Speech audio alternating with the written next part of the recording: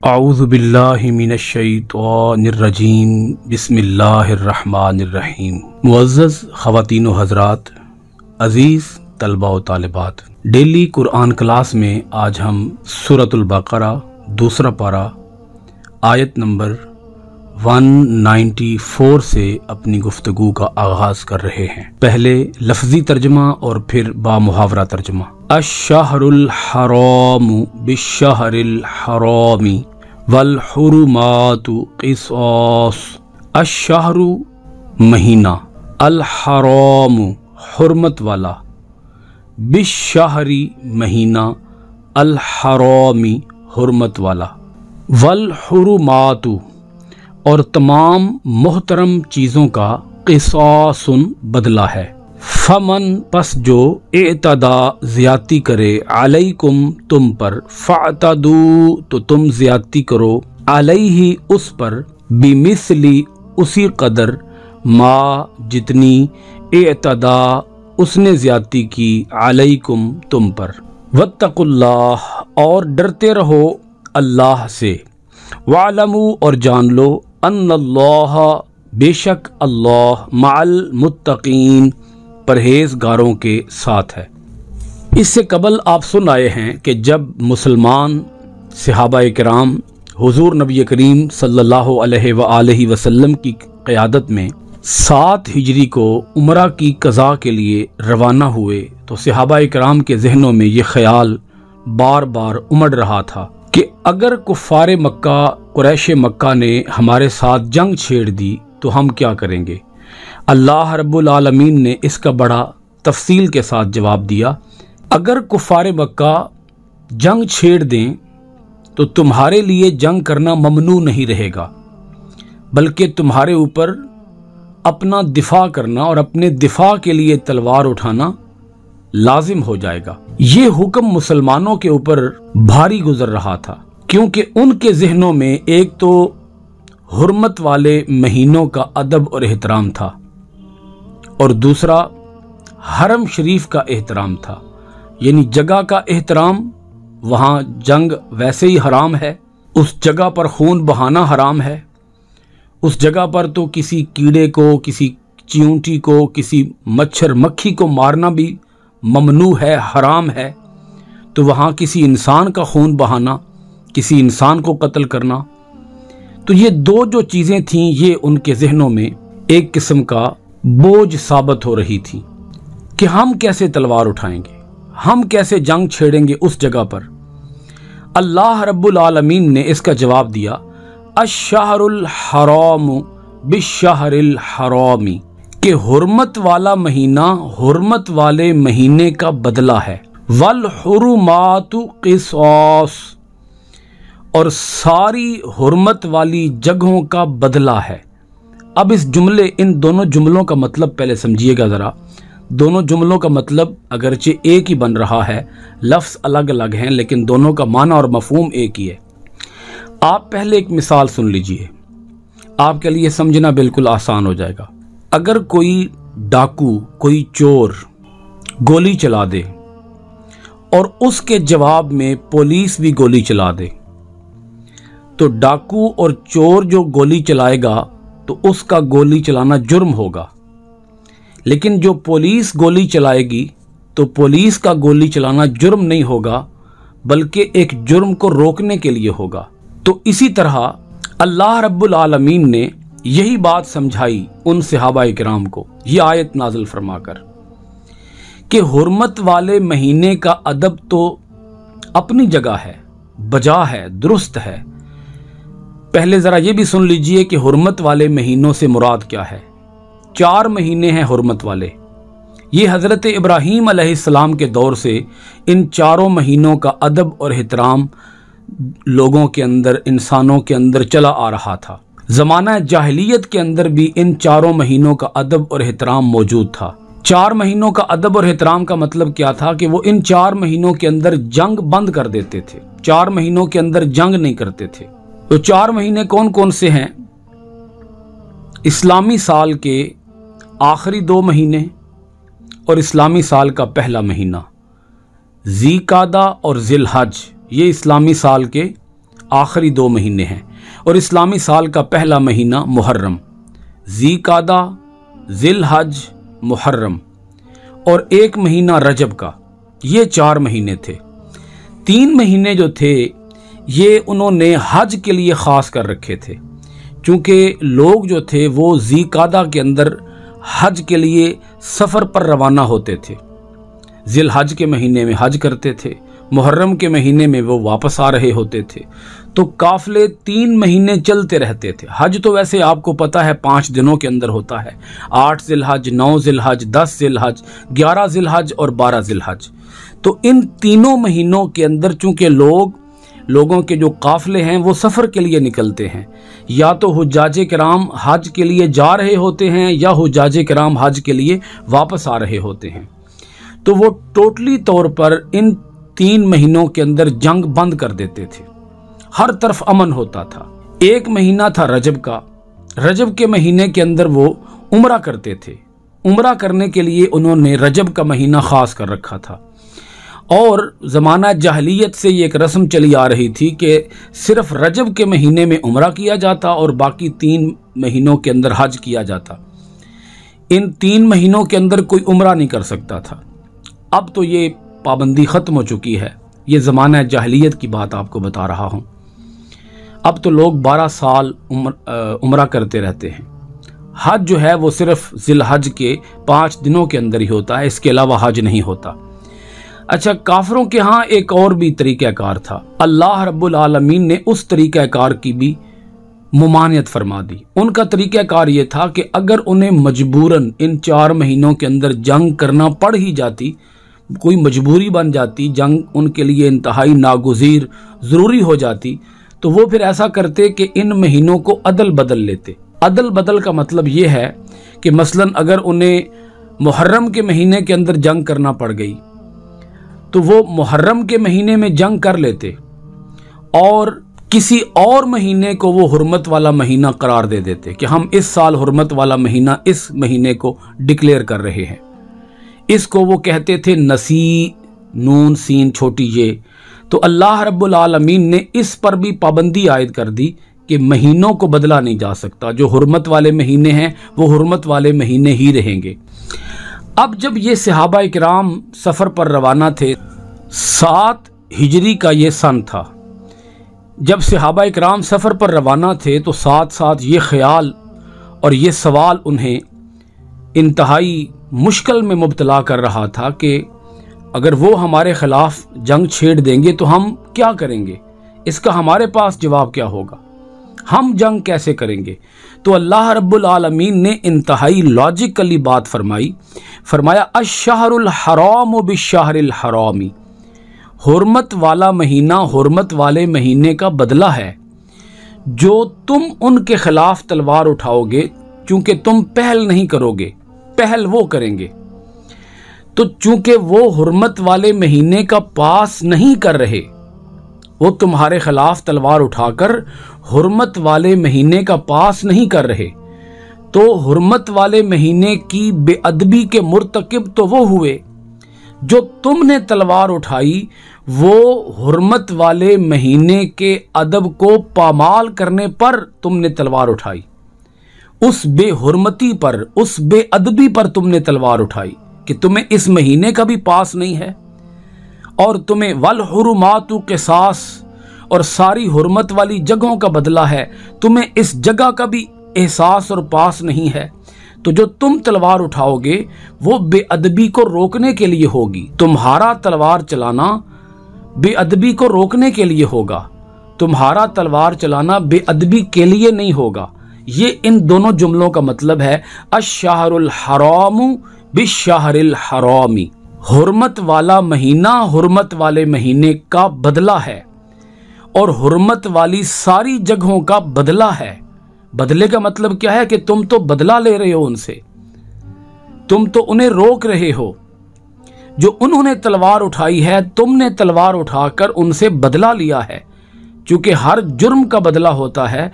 जो तुम तलवार चलाओगे वो जुर्म को रोकने के लिए होगी, वो उनके जुर्म का बदला होगा, वो उनके जुर्म की सज़ा होगी।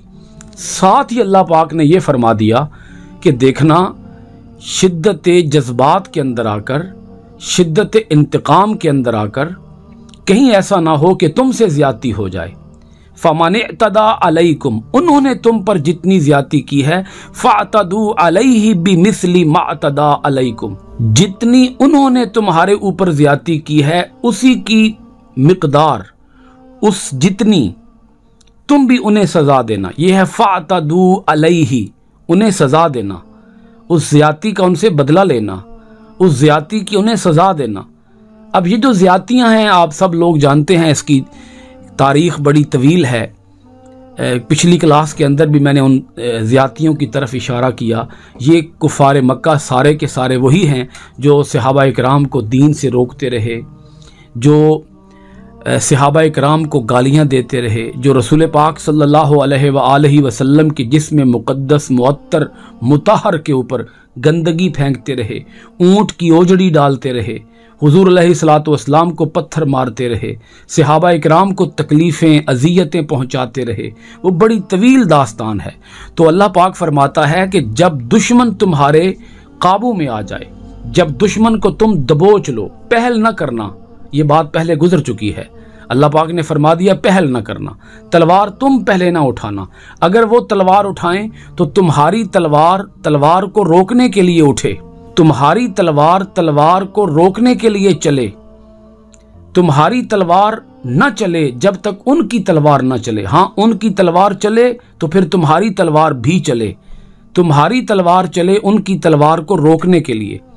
تو جب تم تلوار اٹھا لو، پہل وہ کر دیں، انہوں نے تلوار اٹھائی، پھر تم نے مقابلے کے لیے، اپنی حفاظت کے لیے، اپنے دفاع کے لیے تلوار اٹھا لی، تو پھر یہ دھیان رکھنا کہ کہیں اس قدر انتقام، جوش انتقام کے اندر آ کر تم سے کہیں زیادتی نہ ہو جائے۔ تقوی کا پاس نہ چھوڑنا، خوف خدا کا پاس نہ چھوڑنا، کہیں تم اپنی ذاتی انا نہ بنا بیٹھنا، کہیں تم اپنی ذات کا انتقام نہ لینا۔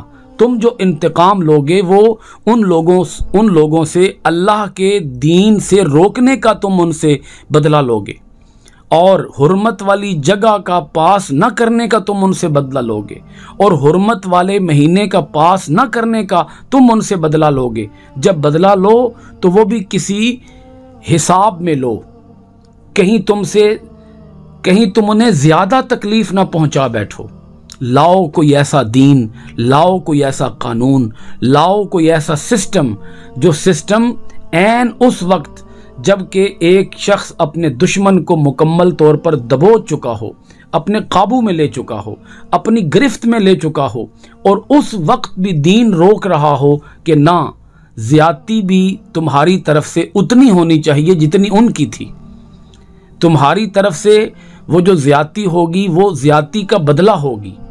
جو تمہاری طرف سے ان کے اوپر ظلم ہوگا وہ ظلم تو نہیں ہوگا، وہ ظلم کا بدلہ ہوگا۔ جو تم ان کو اذیت پہنچاؤ گے، تکلیف پہنچاؤ گے، وہ تمہاری تکلیف کا بدلہ ہوگا۔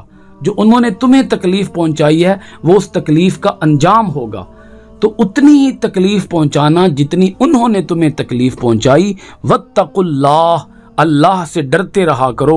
وَاعْلَمُوا، اور جان لو، ان اللہ مع المتقین، بے شک اللہ پرہیزگاروں کے ساتھ ہے۔ سورۃ البقرہ کی آیت نمبر 195 سنیے گا۔ وَأَنفِقُوا فِي سَبِيلِ اللَّهِ، وَأَنفِقُوا، اور خرچ کیا کرو، فی میں سبیل راستہ، اللہ کے راستے میں مال خرچ کرو۔ ولا، اور نہ، تلقو، تم پھینکو، بِأَيْدِيكُمْ، اپنے ہاتھوں، الی، میں، التہلکہ، تباہی۔ وَأَحْسِنُوا، اور اچھے کام کیا کرو، ان اللہ یحب المحسنین، بے شک اللہ اچھے کام کرنے والوں کو پسند فرماتا ہے۔ اب اس سے جو پچھلی آیات ہیں، آیت نمبر 190 سے لے کر 94 تک، ان ساری آیتوں کے اندر جہاد کا مضمون چلتا رہا۔ ابھی جو آیہ کریمہ آپ کے سامنے ہے، اس کے اندر جہاد بالمال کا حکم دیا جا رہا ہے۔ پہلے اللہ پاک نے اپنی جان سے جہاد کرنے کا حکم دیا ہے، اور اب اللہ پاک نے مال سے جہاد کرنے کا حکم دیا ہے کہ تم اللہ کی راہ میں مال خرچ کرو۔ کیونکہ یہ اللہ پاک نے اس لیے حکم دیا کہ جہاد اس وقت تک ہو ہی نہیں سکتا جب تک کہ مالی وسائل موجود نہ ہو، مالی وسائل میسر نہ ہو۔ اللہ پاک نے فرمایا کہ جہاد کے لیے مال خرچ کرنے سے پیچھے نہ ہٹنا۔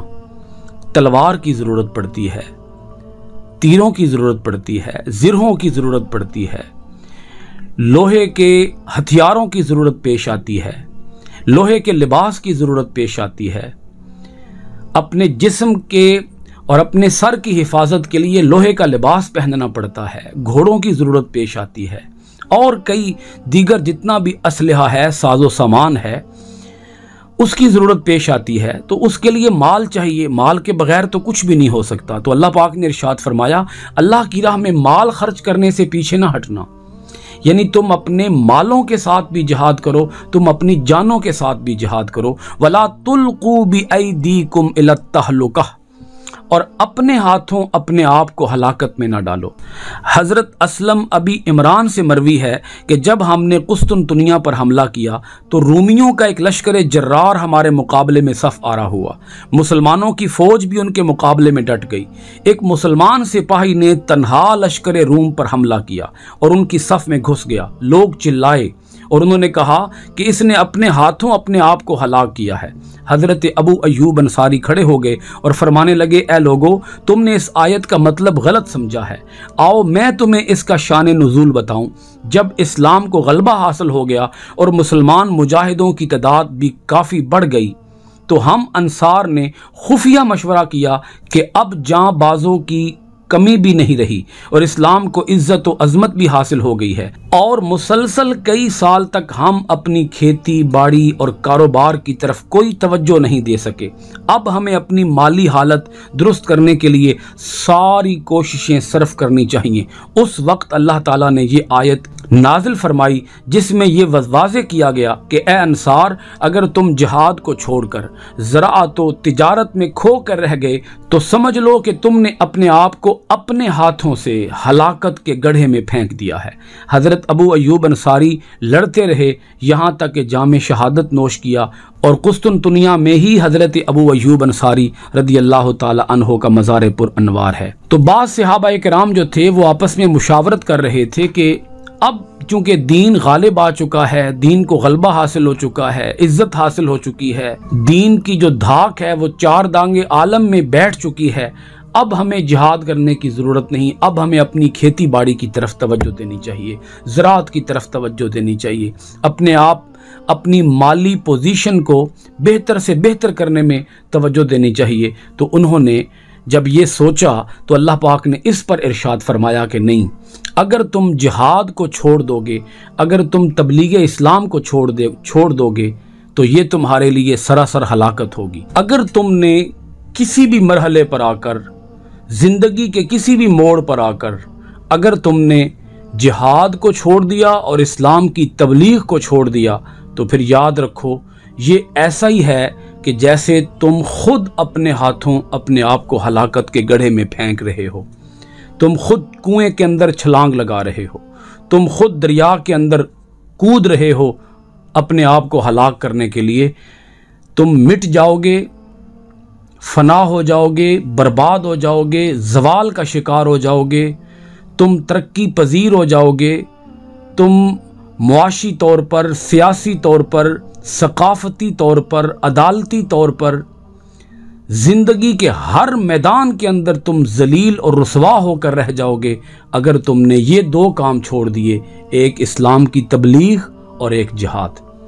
آپ دیکھ لیں جب تک دنیا کے اندر مسلمان یہ دو کام کرتے رہے، سر بلند رہے، عزت و وقار کے ساتھ رہے، شان و شوکت کے ساتھ رہے، رعب و دبدبا کے ساتھ رہے، جلال اور عزت اور وقار کے ساتھ رہے، لیکن جب انہوں نے یہ دونوں کام چھوڑ دیے تو آج پوری دنیا کے اندر 55 سے زائد اسلامی ممالک ہیں، لیکن یہ دونوں کام 55 سے زائد اسلامی ممالک کے اندر کوئی ایک بھی ملک ان دونوں کاموں کو بھول چکا ہے۔ اللہ پاک فرماتا ہے وَأَحْسِنُوا، اور اچھے کام کیا کرو، إِنَّ اللَّهَ يُحِبُّ الْمُحْسِنِينَ، بے شک اللہ تعالیٰ محبت فرماتا ہے اچھے کام کرنے والوں سے۔